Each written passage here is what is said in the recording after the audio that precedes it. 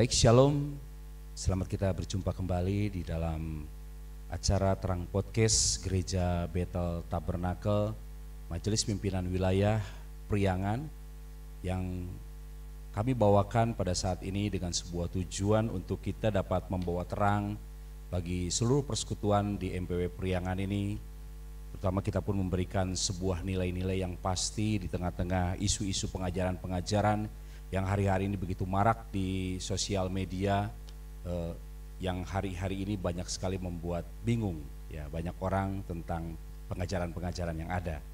Dan bersama saya malam ini, saya Pendeta Muda Beni Antonius. Saya ditemani dengan seorang narasumber, Bapak Pendeta Lukas Luki Tatang Heriadi MTH. Shalom. Shalom. Ya. Beliau adalah gembala dari Gereja Bethel Tabernakel Anugerah Kristus Kadipaten dan juga melayani di Gereja Bethel Tabernakel Kasih Kristus Langansari Bandung. Betul. Puji nama Tuhan. Malam ini kita akan sama-sama membahas satu topik yang begitu menarik. Saya panggil dengan Pak Luki saja supaya lebih akrab. Ya, kita melihat bahwa ada banyak fenomena yang hari ini terjadi di sosial media, terutama juga tentang maraknya penyebutan Yesus Kristus dan Isa Al-Masih. Ya. Dan kita boleh tahu bahwa Indonesia adalah negara dengan jumlah pemeluk agama Islam yang dominan, sangat besar sekali dan bahkan terbesar di dunia. Dan istilah Isa Al-Masih ini menjadi begitu familiar bagi semua orang. Dalam hal ini Yesus Kristus dalam Kristen dan Isa Al-Masih dalam Islam yang kita ketahui seperti itu. Nah, yang akan menjadi pertanyaan, apakah Yesus Kristus dalam Isa Al-Masih itu adalah tokoh yang sama untuk kedua pengajaran ini? Apalagi mengingat di tanggal 29 Januari 2024 dalam Kepres nomor 8 tahun 2024 ya kita sama-sama mengetahui bahwa Bapak Presiden kita, Bapak Jokowi membuat nomenklatur atau tata nama Isa Al-Masih menjadi Yesus Kristus. Nah, kita akan melihat menyikapi pertanyaan-pertanyaan yang ada ini nih. Bagaimana penjelasan menurut pertanyaan-pertanyaan yang tadi yang di atas menurut Pak Luki? Terima kasih sebelumnya Pak Beni untuk pertanyaan ini. Jadi ini memang hal yang menarik karena memang ini menjadi sebuah isu yang kemudian sudah ditetapkan tadi oleh pemerintah bahwa kata Isa Al-Masih di kalender itu sudah dirubah ya menjadi Yesus Kristus. Puji Tuhan, saya sendiri sejak SMA ya sebenarnya sudah memahami hal ini. Karena seperti tadi dikatakan kata Isa Al-Masih begitu familiar buat kita gitu ya. Saya memahami bagi kita umat Kristen tidak terlalu masalah gitu ya masalah ini ya, tidak terlalu masalah. Sejak SMA kuliah gitu saya sudah memahami bahwa Yesus Kristus kemudian kata Isa Al-Masih itu memang dari versi saudara-saudara Muslim ya, yang dimaksud adalah Yesus Kristus Tuhan kita, yang dimaksud seperti itu gitu ya. Jadi saya sudah memahami hal ini, cuma tidak seperti sekarang kita tidak punya data-data dasarnya apa, cuma saya sudah paham yang dimaksud oleh umat Muslim itu Isa Al-Masih itu adalah Yesus Kristus ya, seperti itu. Nah, untuk menjawab pertanyaan tadi ya, apakah Yesus Kristus dalam Alkitab dan Isa Al-Masih dalam Al-Quran, itu kita tidak bisa langsung menjawab. Tadi pertanyaannya apakah tokoh yang sama ya, itu. Kita tidak bisa langsung menjawab ya atau tidak. Memang di luaran berseliweran, ada yang bilang ya tokoh yang sama, tapi juga ada yang mengatakan tidak dengan data-data perbedaan-perbedaan yang ada di dalam deskripsi firman Tuhan Alkitab dengan deskripsi yang ada di dalam Al-Quran. Jadi ada kelompok yang mengatakan ini dalam kekristenan ya, ada yang berkata sama, tokoh sama, tapi ada yang berkata tidak, ada yang berkata tidak. Ada perbedaan-perbedaan yang terjadi juga karena ya. Perbedaan-perbedaan yang terjadi dengan data-data yang ada. Tapi saya memahami hal ini juga harus secara luas gitu. Maka pertanyaan ini, apakah Yesus Kristus Alkitab dengan Isa Al-Masih dalam Al-Quran, apakah tokoh yang sama? Pertanyaan ini harus dijawab dengan pertanyaan kembali. Ya, sebab kalau terlalu kita berkata ya itu satu kelompok, atau berkata bukan satu kelompok yang lain dengan argumen-argumennya, ya seperti itu, rasanya kita akan selalu terbagi gitu ya dari kelompok-kelompok ini, terutama dari kita umat Tuhan, seperti itu. Nah, untuk menjawab pertanyaan ini harus dijawab dengan kembali memberi pertanyaan. Ada 2 pertanyaan yang akan saya sampaikan untuk menjawab pertanyaan ini. Baik. Ya.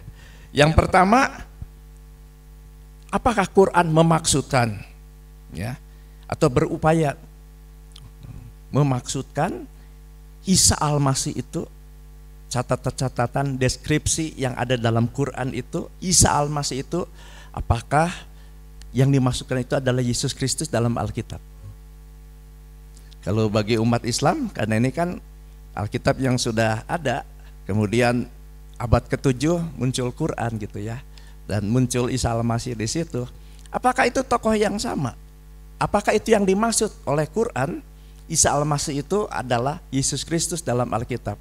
Jawabannya sudah tentu ya. Ya, sudah tentu ya. Pertanyaan yang kedua, apakah deskripsi tentang Yesus Kristus dari Alkitab sama dengan deskripsi Isa Al-Masih di dalam Al-Quran? Sudah tentu tidak sama, walaupun ada sedikit persamaannya. Ada sedikit yang mirip-mirip di situ ya. Ada, ya ada. Jadi kita harus menjawab pertanyaan ini dengan pertanyaan lagi. Jadi kita nggak bisa langsung jawab bukan. Kita tidak bisa langsung menjawab ya tokoh yang sama, Yesus Kristus dan Isa Al-Masih. Kita harus tanya, apakah Quran memaksudkan Isa Al-Masih itu adalah Yesus dalam Alkitab? Jawabannya adalah ya. Itu dari Quran ya, memaksudkannya seperti itu.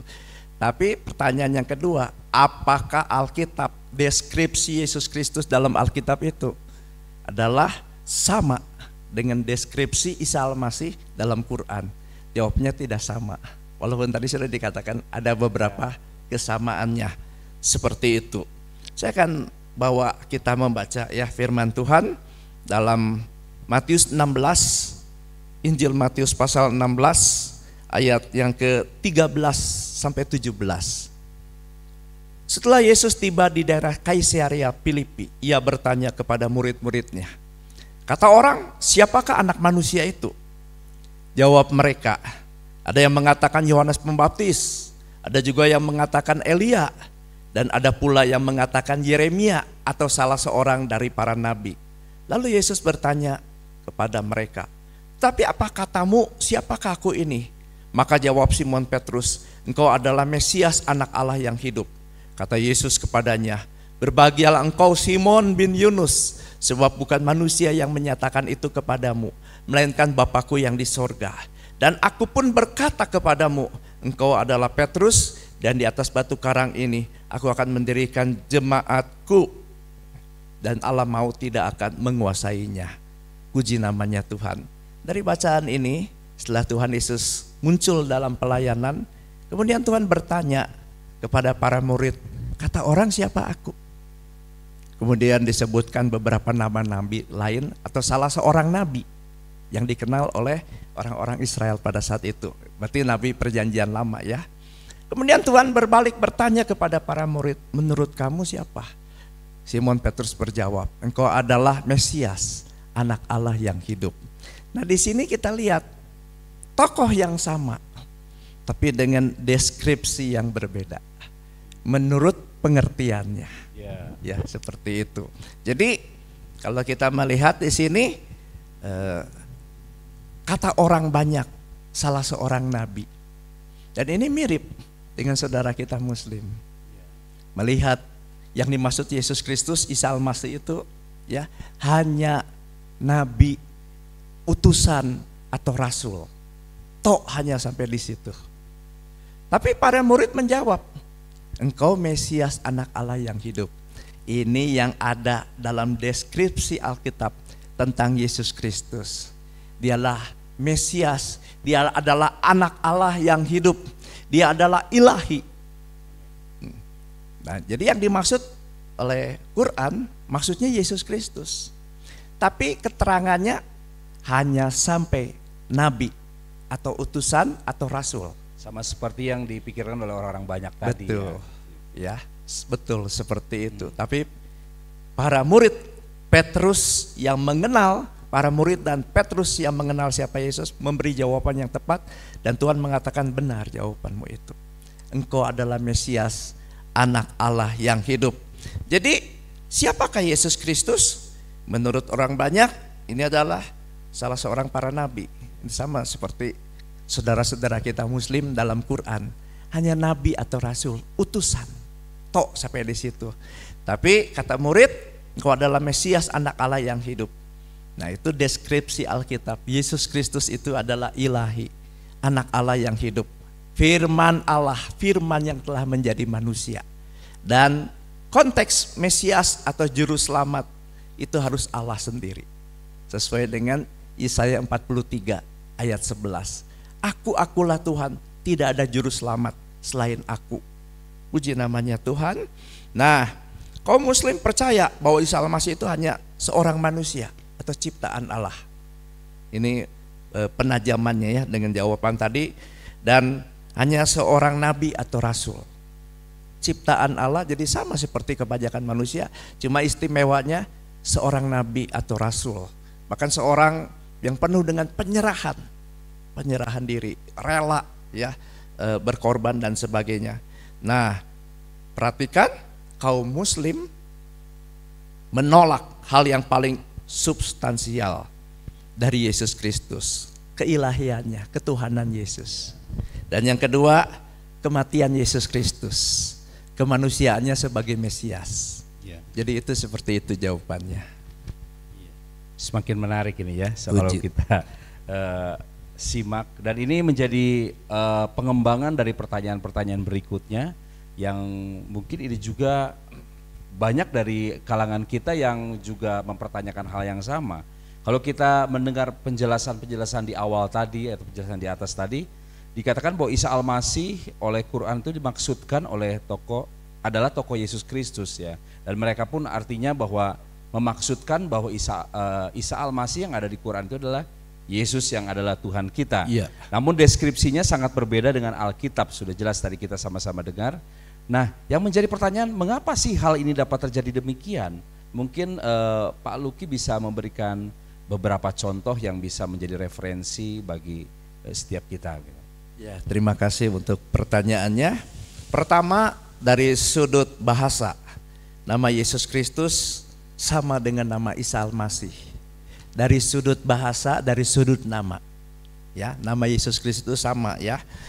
Yesus itu bahasa Indonesia, bahasa Inggrisnya Jesus, kemudian bahasa Latinnya Yesus, dan bahasa Yunaninya Yesus, dan Yesua bahasa Ibraninya. Isa Al-Masih, Al-Masih itu bahasa Arabnya, kemudian Mesias bahasa Ibraninya ya, dan Kristus bahasa Yunaninya. Jadi secara nama sama, nama ya.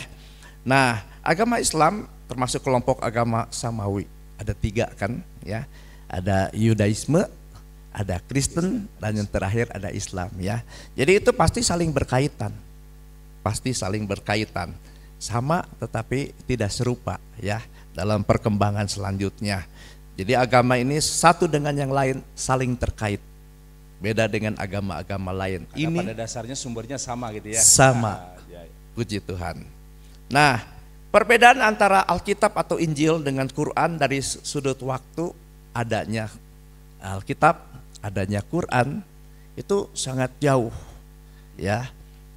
Injil atau Alkitab itu ada abad permulaan, abad pertama ya. Dan kemudian Quran itu ada abad ke-7 tahun 600 sekian ya, abad ke-7 tahun 600. Jadi secara jarak jauh sekali. Kurun waktu itu betul-betul sangat jauh sekali. Jadi kalau saya tanya sama Pak Beni, mau percaya yang terakhir atau yang memang sudah ada yang dekat sejaman dengan Yesus Kristus? Sudah pasti yang harus ada di zaman. Nah itu maksud saya seperti itu. Puji Tuhan ya. Nah, tulisan-tulisan yang sahih tentang Yesus Kristus atau Injil itu ya, adalah tulisan yang di bawah 100 tahun. Karena itu dekat dengan murid-murid, para saksi, dan murid-murid punya murid-murid Tuhan Yesus punya murid lagi.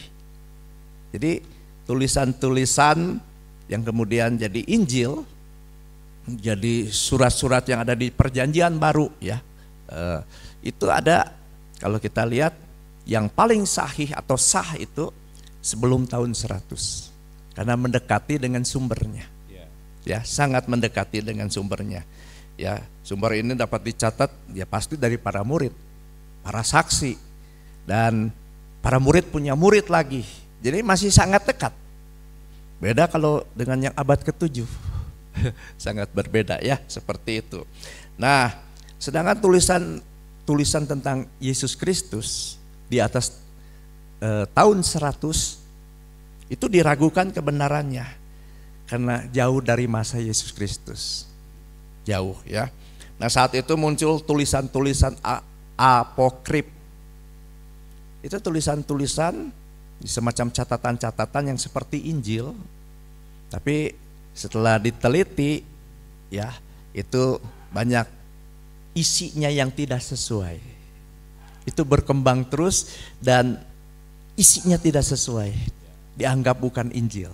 Dan fenomena yang ada yang pada saat ini kita dengar itu mereka pun mengaku adalah orang-orang yang dekat dengan Yesus gitu.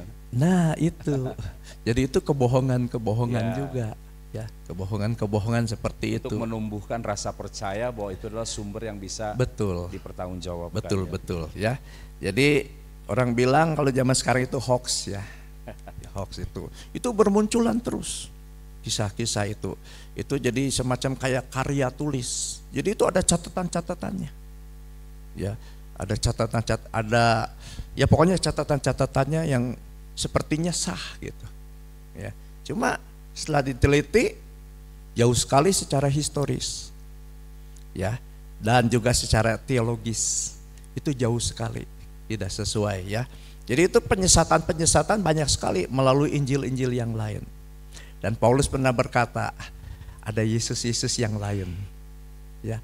Nah, itu muncul tulisan-tulisan tentang Yesus ya, yang sebenarnya tidak sesuai dengan yang mula-mula itu. Jadi sepertinya terlihat kebenaran pada dasarnya itu adalah sebuah pembenaran yang dibuat Benar. agar bisa meyakinkan beberapa golongan-golongan. Benar. ini. Dan ini disengaja atau tidak, kita tidak tahu ya. Mungkin itu karena ketidaktahuan, atau hanya sekedar keyakinan, atau memang kesengajaan.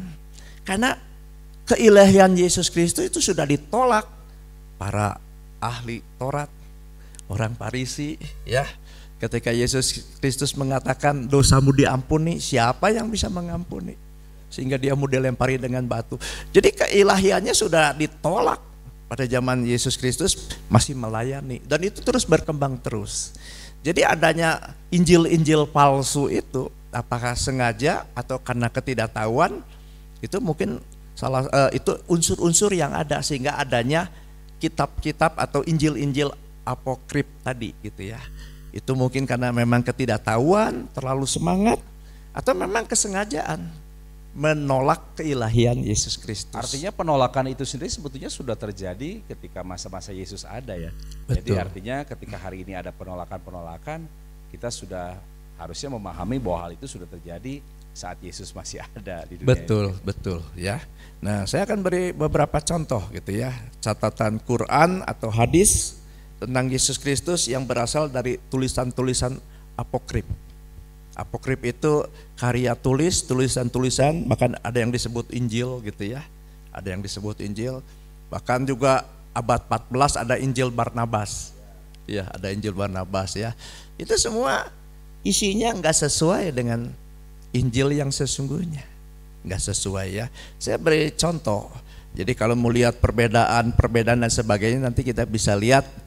Karena di YouTube sekarang banyak apologet Kristen gitu ya, sudah menyampaikannya. Tapi dari waktu yang cukup singkat ini, saya ingin sampaikan beberapa poin gitu ya, perbedaan-perbedaannya. Ya, maksudnya ini alasan-alasan bahwa itu tidak sesuai deskripsinya dengan Alkitab ya, atau dengan Injil. Pertama, catatan dari Quran tentang Isa sudah dapat berbicara sejak lahir, sama dengan catatan dari Syria Invensi Gospel, ya, atau disebut juga Injil Tufuliyah Suryani atau Injil Tufuliyah Arab. Jadi ini juga karya tulis, karya ya, yang disebut juga Injil. Injil Tufuliyah. Tufuliyah itu artinya kisah tentang Yesus pada masa kanak-kanak. Bahasa Arab ya. Jadi kisah Yesus pada masa kanak-kanak. Maka itu dicatat. Itu menjadi karya. Dan ternyata karya ini kan muncul abad ke-6. Jauh ya dengan abad ke-1, 500 tahunan gitu ya. Muncul abad ke-6. Jadi ini yang dikutip juga oleh Quran. Oleh Quran juga, bahwa mujizat yang luar biasa sejak lahir atau begitu lahir Yesus sudah bisa bicara. Tapi Injil kita tidak mengatakan itu. Jadi boleh dibilang ini adalah seperti karya sastra saja ya, bukan kisah histori gitu ya. Okay. Dan pada saat itu bagi kelompoknya ini dianggap Injil. Dianggap Injil ya. Catatan-catatan ini dianggap Injil. Contoh yang kedua, catatan tentang Isa, meniup segenggam tanah, kemudian setelah ditiup jadi burung, ya, jadi burung, setelah ditiup jadi burung. Nah, ini sama dengan catatan tulisan apokrip Injil Thomas, ya, dan ini dikatakan Injil palsu, dikatakan Injil palsu. Nah, saya mencatat juga keterangan tentang ini. Injil Thomas itu ya dari saudara-saudara muslim kita ya. Mereka juga mengatakan yang ada di Quran ini tentang Yesus meniup tanah, segenggam tanah itu jadi burung. Dan saya melihat gitu ya catatan-catatan dari saudara muslim juga yang mau belajar gitu ya. Ya ini dari Injil Thomas. Dan Injil Thomas dikatakan Injil yang palsu. Itu saya melihat atau mendengar catatan dari saudara-saudara muslim yang mau belajar. Ya, jadi mereka mengaku ini Injil yang palsu. Injil Thomas itu. Jadi di Injil nggak ada ya. Dia Yesus masa kanak-kanak pegang segenggam tanah, ditiup jadi burung, nggak ada kisah itu. Ya. Itu nggak pakai prok-prok ya Pak? Nah itu Pak siapa tuh? Pak Tarno ya. Tok Pak Tarno gitu ya. Puji namanya Tuhan. Contoh yang ketiga, catatan Quran tentang Isa tidak mati di kayu salib, tapi diganti dengan orang yang diserupakan. Ini catatan ini berasal dari pengajaran sesat Basilides. Ya, itu ada di Mesir, ya, abad kedua. Ya, abad kedua. Ya, dan hal ini ditentang keras, sudah ditentang keras oleh Bapak Gereja Irenaeus, sudah ditentang ya. Nah, catatan tentang Isa dalam Quran tidak sesuai dengan catatan histori sejarah, nggak sesuai gitu. Jadi nggak ada dasarnya ya. Nah, catatan histori sejarah yang paling akurat ada pada Injil dalam Alkitab. Jadi secara historis ya yang paling akurat itu Injil. Ya, itu ada dalam Injil. Catatan dalam Injil sangat sesuai dengan budaya abad itu. Ya.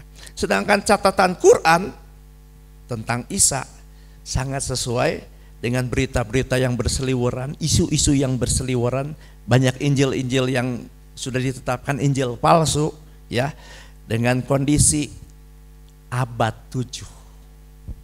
Dan ini tepat munculnya Quran itu di tahun 600-an. Jadi saat itu kebetulan doktrin Kristen sedang lemah. Jadi muncul Injil-Injil palsu itu, ya seperti itu. Jadi dalam saat kondisi iman kekristenan itu sedang melemah, muncul pengajaran-pengajaran yang sepertinya adalah sebuah kebenaran yang membuat mereka akhirnya juga menjadi bingung ya. Betul. Menjadi terombang-ambing dengan keputusan ataupun pengajaran yang sudah selama ini yang mereka sudah pelajari. Ya. Jadi kekristenan waktu itu sedang lemah, jadi itu betul-betul dikuatkan, jadi diterima ya palsuan-kepalsuan itu. Ya, ini semakin menarik. Semakin menarik kalau kita kembangkan menjadi sebuah pertanyaan berikutnya nih Pak Luki. Yang menjadi pertanyaan berikutnya adalah apa sih yang menyebabkan perbedaan Yesus Kristus dalam Injil dengan Isa Al-Masih dalam Al-Quran gitu? Kenapa kok harus berbeda gitu? Ya, puji Tuhan. Ini juga berhubungan dengan doktrin dalam Quran ya, berhubungan juga doktrin dalam kekristenan, sangat berhubungan seperti itu ya. Jadi yang pertama, sumber berita bukan dari para saksi, karena jarak yang sudah terlalu jauh. Jadi rupanya seperti 3 contoh tadi ya, Quran jadi mencomot atau mengambil dari Injil-Injil yang dikatakan palsu ya. Jadi secara historis wah ya, jadi seperti itu. Yang kedua, sejak awal telah ada yang menentang keilahian Yesus Kristus. Bahkan sejak Yesus masih ada di bumi dalam pelayanannya, ahli Taurat, imam-imam itu sangat marah kepada Yesus ketika berkata dosamu diampuni. Siapa dia? Hanya Allah yang bisa mengampuni. Ini bicara Yesus Kristus menunjukkan keberadaannya, eksistensinya sebagai Allah atau sebagai anak Allah. Dosamu diampuni. Jadi para imam orang Farisi nggak tahu siapa Yesus ya. Jadi ini sudah menghujat dan kita tahu mau dilempari dengan batu. Jadi sejak awal telah ditentang keilahian Yesus Kristus dan kemudian oleh kelompok ini, karena setiap abad itu ada ya Injil-Injil palsu, baru bisa direalisasikan pada abad ke-7 dan muncul agama Islam muncul ya. Jadi intinya antikristus. Intinya seperti itu. Ya. Kalau tegas dan lugas bisa sampaikan seperti itu ya. Ya intinya karena hal yang substansial dari Yesus Kristus itu ilahi, anak Allah ya, firman yang jadi manusia, dan ini yang sangat jelas ditolak nabi, rasul itu bagi kaum muslim ya. Nah, bagi Kristen, iman Kristen sesuai dengan Alkitab, Yesus Kristus itu adalah anak Allah. Yesus Kristus adalah firman yang menjadi manusia. Ya. Jadi jelas sangat ditekankan seperti itu. Nah, hal yang ketiga, apa yang jadi penyebab perbedaan Yesus Kristus dalam Alkitab dengan Isa dalam Quran? Yang ketiga adalah adanya pemutarbalikan berita untuk maksud yang lain. Tadi sebenarnya saya sudah singgung gitu ya. Karena memang penolakan keilahian Yesus Kristus. Jadi dengan berbagai cara, istilahnya tetap Yesus Kristus bukan Tuhan. Tetap ya. Nah, yang keempat, akhirnya dituduh Alkitab palsu, dan ini yang asli yang muncul pada abad ke-7 itu. Ini yang asli itu ya. Apakah mungkin seperti itu? Ya, kelemahan-kelemahannya kan kita sudah lihat ya, seperti itu. Nah, penjelasan-penjelasan lain tentang secara historis dan teologis ya dari Yesus Kristus dalam Injil itu dan Isa Al-Masih dalam Quran untuk lebih lengkap gitu ya, karena ini waktu kita terbatas ya. Ya, betul. Kita bisa lihat dari apologet Kristen gitu. Ya. Baik. Puji nama Tuhan. Ini sesuatu yang semakin menarik, dan kalaupun kita memiliki waktu yang sangat panjang, ini akan menjadi pertanyaan-pertanyaan terus bergulir semakin dalam dan semakin dalam, membuat kita semakin penasaran dan pengen menggalinya. Tapi satu hal yang mau saya tanyakan pada saat ini adalah untuk mempertajam setiap pertanyaan-pertanyaan yang sudah tadi ditanyakan di awal. Apa sih perbedaan yang paling substansial antara Yesus Kristus dalam Alkitab dengan Al-Masih dalam Al-Quran? Ya, terima kasih. Jadi tadi memang saya sudah singgung gitu. Ya sudah sangat disinggung gitu. Yesus Kristus adalah Mesias, anak Allah yang hidup. Ya, sesuai tadi yang dikatakan Petrus di Matius 16. Ya, jadi ilahi. Tapi Muslim juga sangat tegas ya bahwa Yesus Kristus hanya nabi atau rasul. Jadi ini perbedaan yang sangat signifikan ya. Ini sangat jelas sekali berbeda. Ya. Soal Yesus ilahi dalam iman Kristen, tapi dalam Quran sangat tegas Yesus Kristus bukan ilahi. sama seperti kebanyakan manusia, hanya seorang nabi atau seorang rasul. Jadi ini sangat berbeda sekali. Sangat berbeda sekali. Jadi sama-sama memiliki sebuah persamaan, yaitu sama-sama keras dengan sebuah ketetapan di mana di dalam Injil sendiri Yesus Kristus adalah Mesias atau anak Allah, seperti yang tadi kita sudah bahas di awal. Dasarnya adalah firman Tuhan sendiri. Ya, sedangkan Isa dalam Quran itu adalah hanya nabi atau manusia biasa. Dan ini yang memang sebetulnya akhirnya tidak bisa nyambung ya, tidak bisa nyambung karena perbedaan cara pandang, ketetapan yang dibuat, bahkan menurut pengajaran-pengajaran yang saat-saat ini terus diberitakan, ditekankan, sehingga akhirnya itu menjadi sebuah ketetapan yang sampai hari ini tidak berubah. Ya puji nama Tuhan. Ya, biarlah kita sebagai orang percaya kita tetap berpendirian kepada kebenaran firman, di mana kita memiliki Allah yang hidup seperti yang firman Tuhan sampaikan bahwa Yesus Kristus itu adalah Allah. Ya, Yesus Kristus adalah ilahi. Mungkin ada sesuatu yang mau ditambahkan lagi Pak Luki di akhir sesi ini, karena memang waktu yang sangat begitu terbatas bagi kita. Puji namanya Tuhan ya. Di dalam surat 1 Yohanes, siapa yang penyesat itu atau lawannya Kristus itu? Siapa? Mereka yang tidak menerima atau menolak Yesus itu anak Allah atau berasal dari Allah. Dalam arti orang-orang yang hari ini tidak percaya bahwa Yesus adalah Tuhan atau Yesus bukanlah anak Allah, mereka adalah antikris ya. Ya, karena sungguh mereka menolak seperti itu. Kemudian Isa Al-Masih, Isa itu kan namanya, Al-Masih itu kan jabatannya, apa yang dikerjakan. Yesus Kristus, Yesus namanya, Kristus itu yang diurapi, apa tugasnya, misinya, sama seperti itu. Jadi kita harus ingat kembali, Al-Masih itu kan tugasnya apa? Yesus itu kan kata surat Injil Matius 1 ayat 21 itu adalah juru selamat. Anak itu akan diberi nama Yesus, yang artinya yang menyelamatkan seluruh dunia. Yesus itu artinya juru selamat. Seperti itu. Jadi ini harus ditekankan bahwa Yesus Kristus itu juru selamat. Juru selamat ya. Jadi kalau hanya sekedar nabi nggak bisa menyelamatkan. Jadi dari nama Isa Al-Masih saja penekanannya Yesus Kristus itu juru selamat. Dia hanya Allah yang bisa menyelamatkan. Hanya Yesus Kristus anak Allah yang bisa menyelamatkan. Jadi kalau hanya nabi, ya seperti kebanyakan nabi, tidak bisa menyelamatkan. Amin.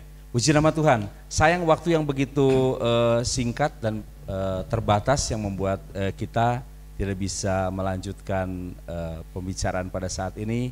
Tapi biarlah ini bisa memberkati banyak orang, terutama keimanan Kristen, khususnya di MPW Priangan, ya di MPW Priangan, sehingga setiap kita tetap percaya pada ketetapan kita bahwa tidak ada jalan keselamatan selain melalui Yesus Kristus. Puji nama Tuhan.